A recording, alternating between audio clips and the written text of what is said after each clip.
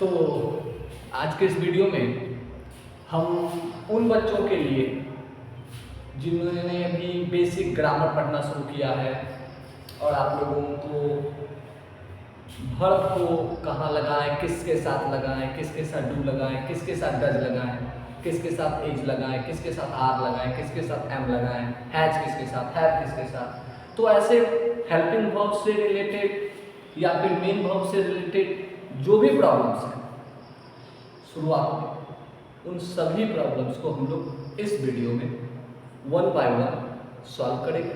तो आइए स्टार्ट करते हैं आज का वीडियो।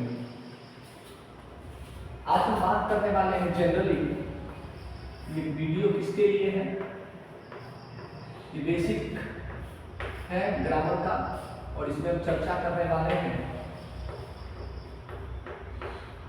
हेल्पिंग वर्ब और साथ ही साथ मेन वर्ब के यूज को।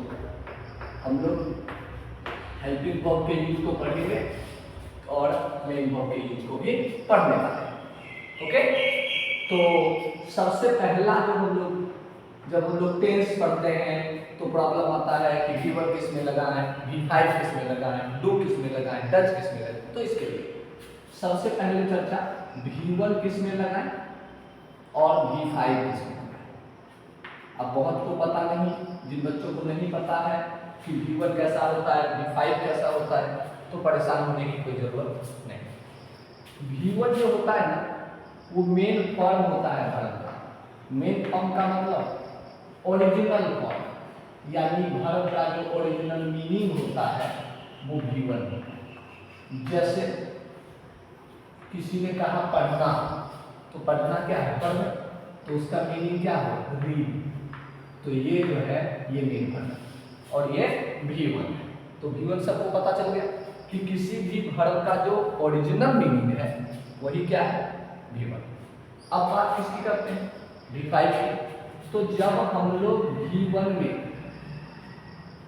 S या ES ऐड कर देते हैं तो फिर वो बन क्या जाता है, V5 बन जाता है। ओके, जैसे हम बात किसकी कर रहे हैं, जैसे एक वर्ब क्या है, रीड, उसमें हमने जोड़ दिया क्या, S, अब ये क्या बन गया, रीड्स, तो ये क्या है, V5, ये क्या है, V5। ओके, कोई आपत्ति किसी को, ओके। अब सवाल आता है कि किस सब्जेक्ट के साथ V1 लगाएं, किस सब्जेक्ट के साथ V5 लगाएं। तो आपको क्लियर कर दें, V1 जो है वो प्लूरल वर्ब है। V1 कैसा वर्ब है, प्लूरल वर्ब है, और V5 जो है वो सिंगुलर वर्ब है। बहुत बच्चे यहाँ कंफ्यूज होंगे कि जिसमें S लगा हुआ है वो सिंगुलर बता रहे हैं, जिसमें S नहीं है वो प्लूरल बता रहे हैं। तो जी हाँ, ये वर्ब है, ये नाउन नहीं है। अगर नाउन होता तो विदाउट S सिंगुलर होता, विद S प्लूरल होता, लेकिन ये वर्ब है। वर्ब में जब S लग गया तो वो सिंगुलर है, S नहीं था, मेन था, तो वो क्या था, प्लूरल। अब अगर ये आप कॉन्सेप्ट पकड़ लेते हैं तो फिर आपको वर्ब को किसके साथ V1 लगाए, किसके साथ V5 लगाए, ये परेशानी आपके साथ होने वाली नहीं। अब V1 हम लगाएंगे किसके साथ, तो जब मेरा सब्जेक्ट कैसा होगा, प्लूरल होगा, यानी जब सब्जेक्ट के स्थान पे एक से अधिक कोई व्यक्ति वस्तु कुछ भी हो, एक से अधिक, तो उसके साथ क्या लगाएंगे, V1 लगाएंगे। और जब उसमें सिर्फ एक हो, यानी वर्ब के स्थान पे सिर्फ कितना हो, एक हो, यानी सिंगुलर सब्जेक्ट हो, तो उसके साथ हम लोग क्या लगाएंगे, V5, यानी S या ES पर। अब दो सब्जेक्ट है जो अपवाद है। अपवाद का मतलब जो इस रूल को फॉलो नहीं करता। ऐसे सब्जेक्ट कितने हैं, दो, एक है I और एक है U। ये दो ऐसे सब्जेक्ट हैं जो इस रूल को फॉलो नहीं करते। सवाल है इसके साथ अब क्या लगता है, याद रखना इस दोनों के साथ हमेशा क्या लगता है, V1। अब कोई पूछेगा सर कैसे पता कैसे चला, ये रख लिए। जैसे मान लो कोई पूछ दिया वी के साथ क्या है, तो वी का मतलब क्या, हम लोग कितना लोग, एक से ज्यादा लोग, एक से ज्यादा का मतलब क्या, प्लूरल सब्जेक्ट, यानी हम क्या लगाएंगे, V1। कोई बोला कि अच्छा सर माई मदर के साथ क्या लगेगा? माई मदर मतलब मेरी माँ, एक यानी सिंगुलर, सिंगुलर के साथ कैसा हो? सिंगुलर यानी क्या लगाएंगे? V5 लगाएंगे। ठीक है, तो आपको याद रखना है कि V1 लगाएंगे किसके साथ? प्लूरल सब्जेक्ट के साथ। एक से अधिक अगर होगा तब, जैसे बॉयज लड़के, एक से ज्यादा है तो क्या लगाएंगे? V1। लेकिन वही लिख देता क्या? बॉय लड़का एक है तो क्या लगाएंगे? V5, यानी जिसमें क्या लगेगा? S लगेगा। ओके, तो V1 V5 अब अच्छे से समझ आ गया किसके साथ V1 लगता है और किसके साथ V4। ये था आपका पॉइंट नंबर 1।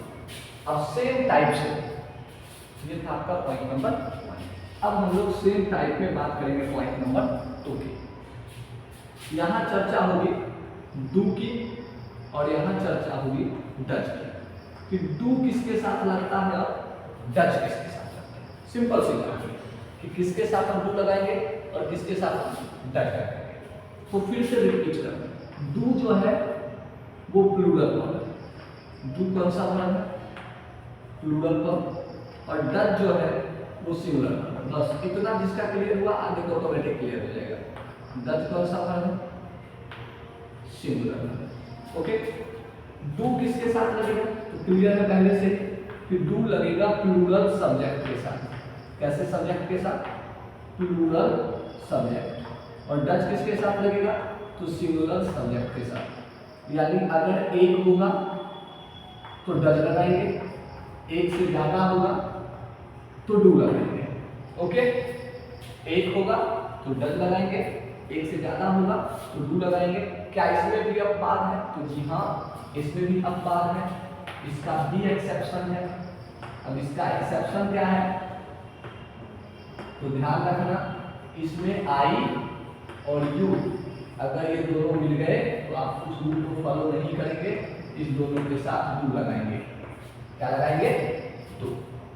तो पॉइंट नंबर 2 क्लियर हो गया। डू किसके साथ? एक से अधिक के साथ।